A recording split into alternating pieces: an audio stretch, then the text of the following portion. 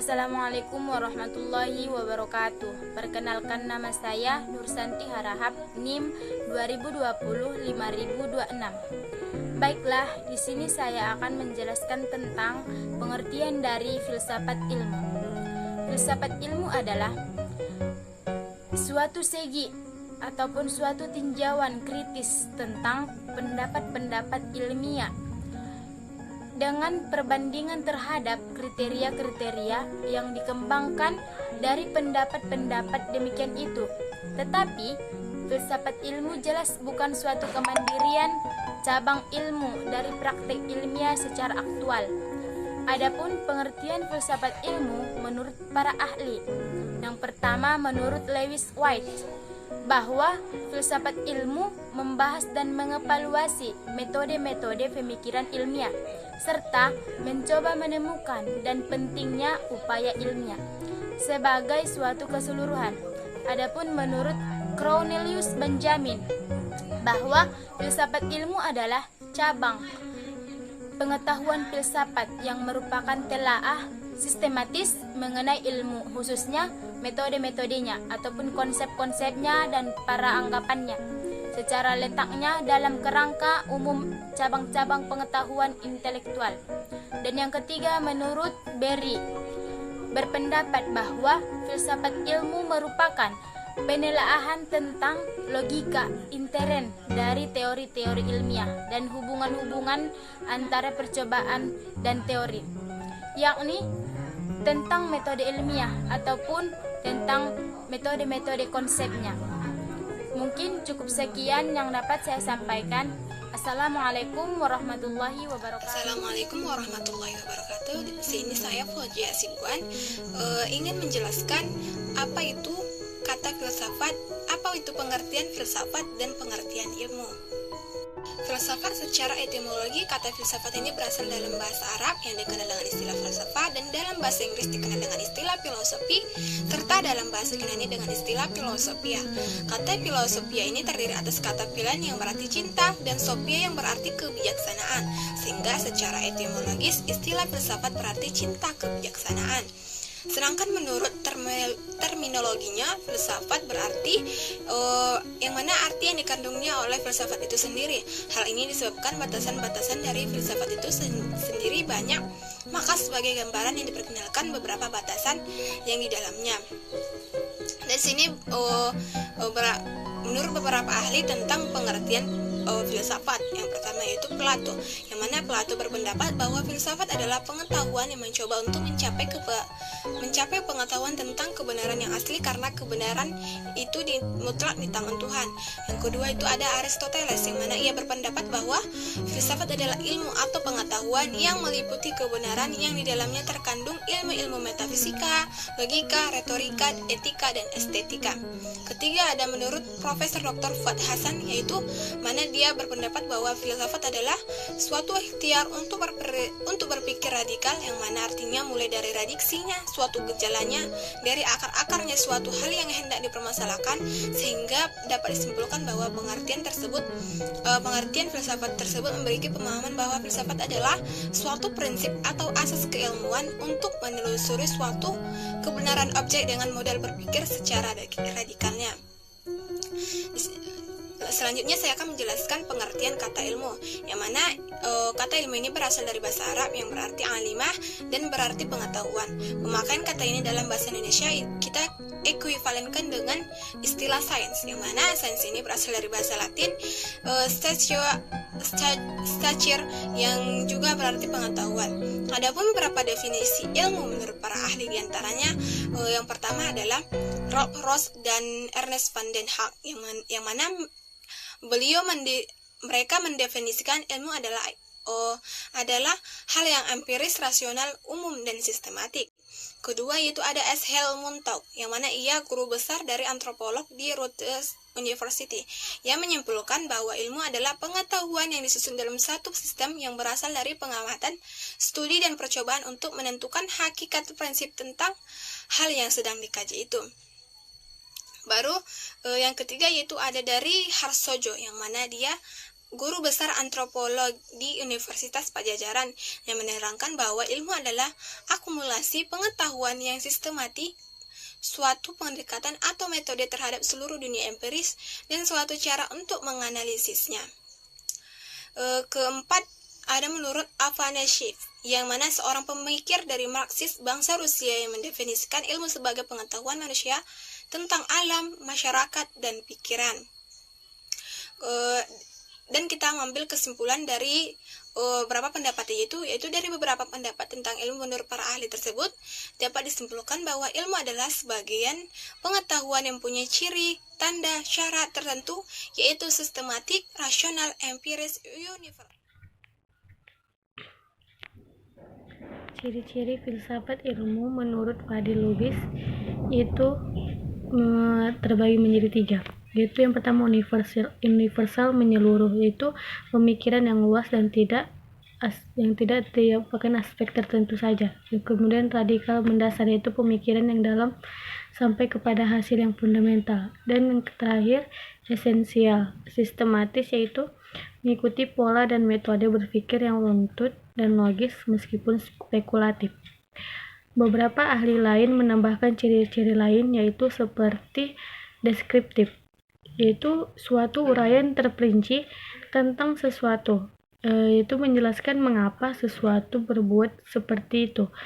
Kritis, yaitu mempertanyakan segala sesuatu yang termasuk hasil dari filsafat tersebut, dan tidak menerima begitu saja apa yang terlihat sepintas, hanya sepintas saja yang dikatakan dan yang dilakukan masyarakat.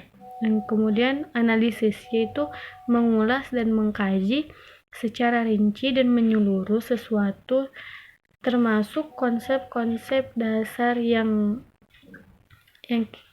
dengannya kita memikirkan dunia dan kehidupan manusia. Kemudian evaluatif, yaitu dikatakan juga normatif, maksudnya upaya sungguh-sungguh untuk menilai dan menyikapi segala persoalan yang dihadapi manusia. Penilaian itulah bersifat pemastian kebenaran, kelayakan, dan kebaikan. Spekulatif, yaitu upaya akal budi manusia yang bersifat perekaan, penjelajahan, dan pengandaian, dan tidak membatasi hanya pada rekaman indera dan pengamatan lahiriah saja. Perkenalkan, nama saya Silpa Rahmadani. Di sini saya akan melanjutkan materi selanjutnya, yaitu tujuan filsafat ilmu. Adapun tujuan filsafat ilmu yang pertama adalah 1. Agar manusia menjadi lebih terdidik dan memiliki pengetahuan serta mampu menilai hal-hal di sekitarnya secara objektif. Dan yang kedua, agar manusia menjadi lebih bijaksana dalam menjalani kehidupannya. Dan yang ketiga, agar manusia memiliki pandangan yang luas dan terhindar dari sifat egosentrisme. Dan yang ketiga, agar manusia dapat berpikir sendiri, memiliki pendapat sendiri, mandiri secara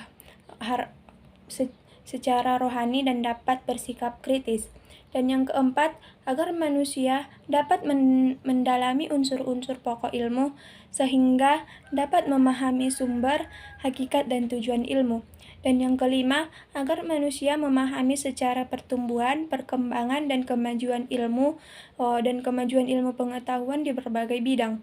Dan yang keenam, agar tenaga pengajar dan siswa memiliki pedoman dalam mendalami suatu ilmu pengetahuan, khususnya untuk membedakan persoalan ilmiah dan non-ilmiah. Mungkin saya akan menjelaskan tentang objek filsafat. Objek adalah sebuah konsep abstrak atau sesuatu yang diberi batasan jelas dan dimaksud untuk sebuah aplikasi. Dan objek adalah sesuatu yang mempunyai keadaan, perilaku, dan identitas. Keadaan dari objek adalah suatu dari kondisi yang memungkinkan di mana objek dapat muncul dan dapat secara normal berubah berdasarkan sesuatu. Selanjutnya saya akan menjelaskan tentang pengertian filsafat. Filsafat merupakan pengetahuan dan penyelidikan dengan akal budi mengenai sebab-sebab, asas-asas, hukum, dan sebagainya. Daripada segala yang ada di alam semesta ataupun mengetahui kebenaran dari arti adanya suatu objek tersebut. Objek filsafat terbagi dua, yaitu objek material dan objek formal. Objek material yaitu ilmu pengetahuan itu sendiri, yakni pengetahuan yang telah disusun secara sistematis dengan metode ilmiah tertentu, sehingga dapat dipertanggungjawabkan kebenarannya. Secara umum, objek material filsafat terbagi atas 3 bagian, yaitu yang ada dalam alam empiris, yang ada dalam pikiran, dan yang ada dalam kemungkinan. Selanjutnya yaitu objek formal. Objek formal filsafat ialah metodologi dari sudut pandang atau cara pandang serta prinsip-prinsip yang digunakan, yaitu hakikat atau esensinya. Dari objek material, aspek dan kesemestaan, keuniversalan dan keumuman, dan yang totalitas. Contoh objek material dalam filsafat yaitu tanaman teh hijau. Sedangkan contoh dari objek formal yaitu zat yang terkandung di dalam suatu tanaman teh tersebut. Baiklah, di sini saya akan menjelaskan tentang landasan pendidikan di perguruan tinggi. Pendidikan merupakan bagian penting dari kehidupan yang sekaligus membedakan manusia dengan makhluk lainnya. Hewan juga belajar, tetapi lebih ditentukan oleh instingnya, sedangkan manusia belajar berarti merupakan rangkaian kegiatan menuju pendewasaan untuk guna menuju kehidupan yang lebih berarti. Anak-anak menerima pendidikan dari orang tuanya, dan manakala anak-anak ini sudah dewasa dan berkeluarga, mereka akan mendidik anak-anak, ya begitu juga di sekolah dan di perguruan tinggi. Para siswa dan mahasiswa diajar oleh guru dan dosen. Pandangan klasik tentang pendidikan pada umumnya dikatakan sebagai pranata yang dapat menjalankan 3 fungsi sekaligus. Yang pertama, mempersiapkan generasi muda untuk memegang peranan-peranan tertentu pada masa mendatang. Kedua, mentransfer pengetahuan sesuai dengan peranan yang diharapkan. Ketiga, mentransfer nilai-nilai dalam rangka memelihara keutuhan dan kesatuan sebagai prasyarat bagi kelangsungan hidup masyarakat dan peradaban. Butir kedua dan ketiga tersebut memberikan pengertian bahwa pendidikan bukan hanya transfer of knowledge tetapi juga transfer of value. Dengan demikian, pendidikan dapat menjadi helper bagi umat manusia. Landasan pendidikan merupakan salah satu kajian yang dikembangkan dalam keterkaitannya dengan dunia pendidikan. Adapun cakupan landasan pendidikan adalah: yang pertama, landasan hukum; yang kedua, landasan filsafat; ketiga, landasan sejarah; landasan sosial budaya; landasan psikologi; dan landasan ekonomi. Dalam makalah ini hanya akan dibahas mengenai landasan filsafat. Filsafat ialah hasil pemikiran dan perenungan secara mendalam tentang sesuatu sampai ke akar-akarnya. Sesuatu dapat berarti terbatas dan dapat pula berarti tidak terbatas. Filsafat membahas segala sesuatu yang ada di alam ini, yang sering dikatakan filsafat umum. Sementara itu, filsafat yang terbatas ialah filsafat ilmu, filsafat pendidikan, filsafat seni, filsafat agama, dan sebagainya. Jadi berpikir filsafat dalam pendidikan adalah berpikir mengakar